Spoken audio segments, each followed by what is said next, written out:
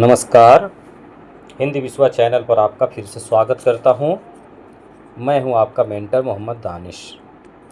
आज हम हिंदी साहित्य के अंतर्गत आदिकाल के नाथ पंथ की बात करेंगे। जी, हिंदी साहित्य की जब हम चर्चा करते हैं तो उस समय आदिकालीन जो समय था, उस समय में दो तरह के पंथों का विशेष तौर पर जिक्र साहित्य इतिहास के लेखकों ने किया है और उनमें सिद्ध पंथ का जो काल था, जो समय था, जो उसकी विशेषताएं थी, उस पर चर्चा करते हुए मैंने एक वीडियो पहले बना दिया है, वो आप देख लेंगे। और इस वीडियो में हम चर्चा करेंगे नाथ पंथ की।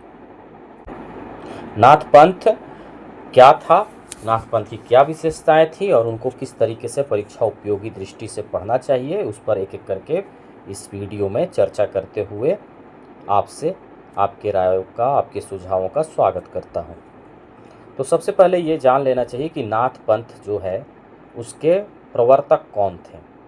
तो नाथ पंथ के प्रवर्तक दरअसल मत्स्येंद्र नाथ को माना जाता है और मत्स्येंद्र नाथ को जो आम जनभाषा है या लोकप्रिय शब्दावली है, उसके अंतर्गत इन्हीं मत्स्येंद्र नाथ को मच्छंदर नाथ कहा जाता है। और इन्हीं मच्छिंद्र नाथ से जुड़ा हुआ एक बहुत ही प्रचलित या लोकप्रिय मुहावरे की तरह का, एक गीत की तरह का बन गया है, पदावली बन गई है कि जाग मच्छंदर जाग। तो मत्स्येंद्र नाथ ही मच्छंदर नाथ बने और इन्हीं को नाथ पंथ के प्रवर्तन का श्रेय जाता है। नाथ पंथ की जो दार्शनिक विचारधारा है वो दरअसल शैव परंपरा से जुड़ी हुई है। शैव परंपरा से तात्पर्य है शिव की उपासना से, और शैव परंपरा में नाथ पंथी लोग शिव को आदिनाथ मानते हैं। अब यहाँ एक प्रश्न और उठता है कि आखिर ये नाथ शब्द से क्या आशय है। तो नाथ शब्द का दार्शनिक या साहित्यिक अर्थ होता है मुक्ति देने वाला। इसका अर्थ यह हुआ कि यह पंथ जो शैव परंपरा में दार्शनिक तौर पर विश्वास करता था, वह मुक्ति देने की पद्धति में विश्वास करता था, यकीन करता था, या मुक्ति देने की बात को दार्शनिक तौर पर स्वीकार करता था। अब ये मुक्ति कैसे दिया जाए या मुक्ति की साधना कैसे की जाए, इन्हीं सब बातों पर नाथ पंथ की परंपरा आगे बढ़ी और नाथपंथियों ने जो साधना पद्धति विकसित की, उसकी संवेदना का मूल हठ योग में था। अब ये हठ योग क्या है? हठ योग योग की एक विशेष पद्धति है।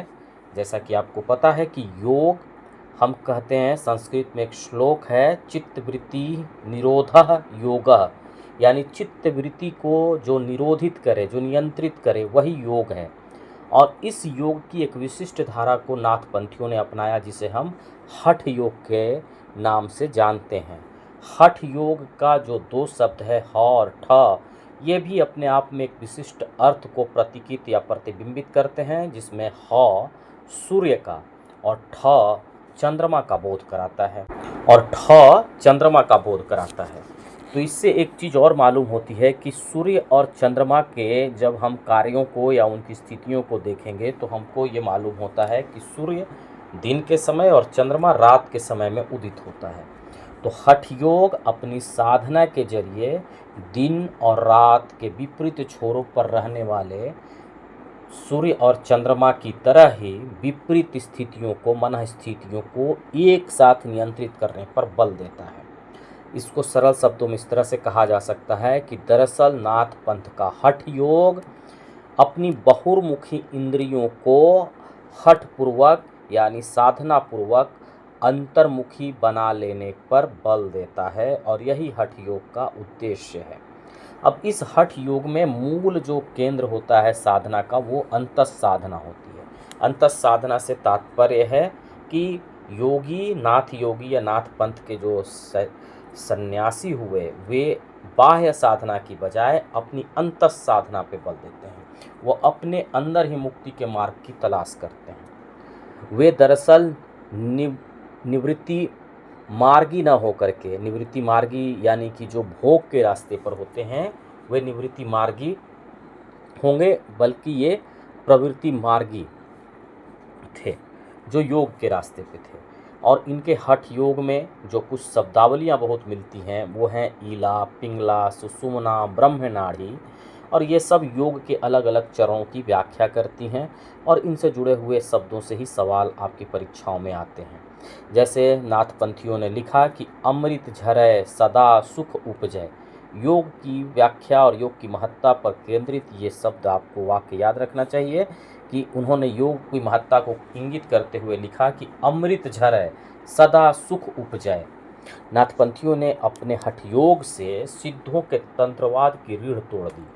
जिस तरह से सिद्धों ने अपने आप को काम साधना और भोगवाद के रास्ते पर प्रवृत्त किया था, ठीक उसके उलट नाथपंथियों ने अपने हठ योग से सिद्धों के इस तरह के प्रदर्शन या उनकी कामुकता का न केवल निषेध किया बल्कि मानव के अंदर उनकी अंतस चेतना को जागरूक करने पे बल दिया।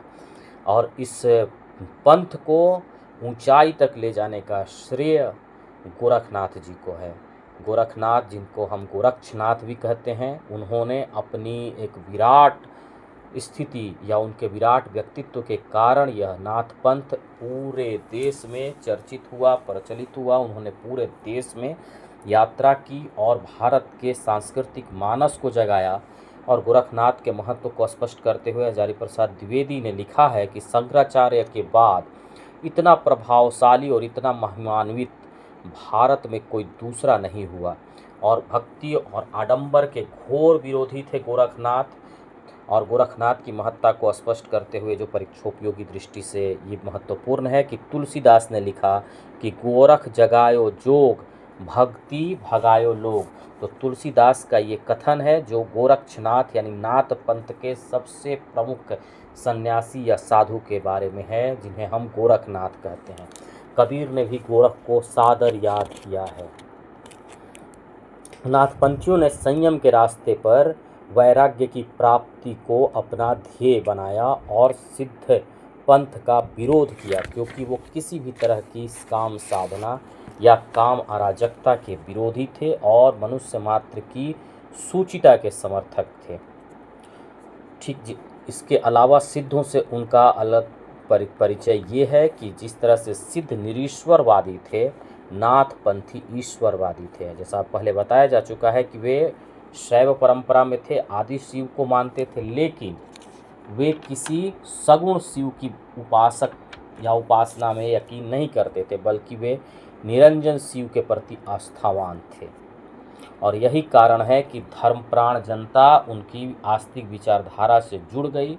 और चूंकि वहाँ कोई सगुण पद्धति नहीं थी, इसीलिए गरीब मुसलमान भी उनके साथ होते गए। उनका जाति पाति विरोध धर्म विरोध की खाई को भी पाट रहा था।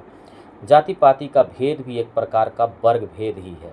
उच्च वर्ग के लोग निम्न वर्ग के लोगों का शोषण करते थे, लेकिन नाथपंथियों ने इन सारी कुप्रवृत्तियों के खिलाफ बहुत ही मुखर आवाज़ उठाई। गोरखनाथ स्वयं ब्राह्मण परिवार से थे, परंतु उन्होंने खुद को अति वर्णाश्रमी अर्थात देह अभिमान से, जाति अभिमान से मुक्त कर लिया था। गोरखनाथ ने सारे मतभेदों से उठकर देश को एक सूत्रता में बांधा। उन्होंने पूरे देश में यात्रा कर दुखियारी जनता को मानसिक और आध्यात्मिक संबल दिया। अब प्रश्न उठता है उनकी भाषा को लेकर कि गोरखनाथ या नाथपंथियों की भाषा कैसी थी। नाथपंथियों की भाषा संस्कृत और देशीय भाषा थी, सधुक्कड़ी भाषा भी थी। अब तक मिश्र बंधुओं के अनुसार जो सूचना मिली, नाथपंथ के 9 ग्रंथों की सूचना प्राप्त होती है। हजारी प्रसाद द्विवेदी के अनुसार 28 ग्रंथ नाथपंथ के साधुओं द्वारा लिखी गई है, लेकिन वो ये भी स्वीकार करते हैं कि ये सारी रचनाएं वास्तव में नहीं लगती हैं कि नाथपंथ की हैं, ये परवर्ती काल की भी रची हुई लगती हैं। आचार्य रामचंद्र शुक्ल ने सिद्धों और योगियों की रचनाओं के बारे में चर्चा करते हुए लिखा है कि सिद्धों और योगियों अर्थात नाथपंथियों की रचनाएं साहित्य कोटि में नहीं आती और योग धारा काव्य या साहित्य की कोई धारा नहीं मानी जा सकती। नाथपंथ को सबसे पहले साहित्य की मुख्य धारा में लाने का श्रेय पीताम्बर दत्त बड़थवाल को जाता है। याद रखेंगे ये नाम, पीताम्बर दत्त बड़थवाल ने ही पहली बार गोरखबानी का संग्रह किया था और ये संग्रह जब उन्होंने किया तो उसके बाद नाथपंथियों के साहित्य से हिंदी साहित्य की दुनिया परिचित हुई। और इस प्रकार से हम जब देखेंगे आदिकालीन हिंदी साहित्य में नाथपंथियों की स्थिति को, तो ये मानना होगा कि वे न केवल प्रगतिशील दृष्टि से अपने पंथ का प्रचार कर रहे थे, बल्कि हर तरह के काम लोलुपता या काम वासना या विषय वासना जिससे एक सामाजिक अराजकता पैदा होती थी, उसके भी घनघोर विरोधी थे और मनुष्य मात्र की अंतःचेतना को जागरूक करने के पक्षधर थे। तो उम्मीद करता हूँ कि नाथ पंथ पर जो हमने आपके सामने कुछ बातें रखी हैं वो बातें आपको पसंद आई होंगी। और नाथपंथियों के बारे में जब आप याद करें तो ये भी याद रखें कि नाथपंथियों की रचना से एक बहुत मशहूर उक्ति, प्रसिद्ध उक्ति निकल के आती है कि नाथ बोले अमृत वाणी बरिसैगी कंबली पानी। यानी नाथ मीठी बोली बोलता है और यह मीठी बोली बोलने का ही परिणाम है कि कंबल से भी पानी बरसने लगता है। तो इस वीडियो के साथ आपसे विदा लेता हूँ। उम्मीद करता हूँ आपको वीडियो पसंद आया होगा। अपना साथ बनाए रखें। वीडियो अच्छा लग रहा है तो शेयर करें, सब्सक्राइब करें, लाइक करें और अपने सुझावों को, अपने कमेंट को दर्ज करें। बहुत बहुत धन्यवाद।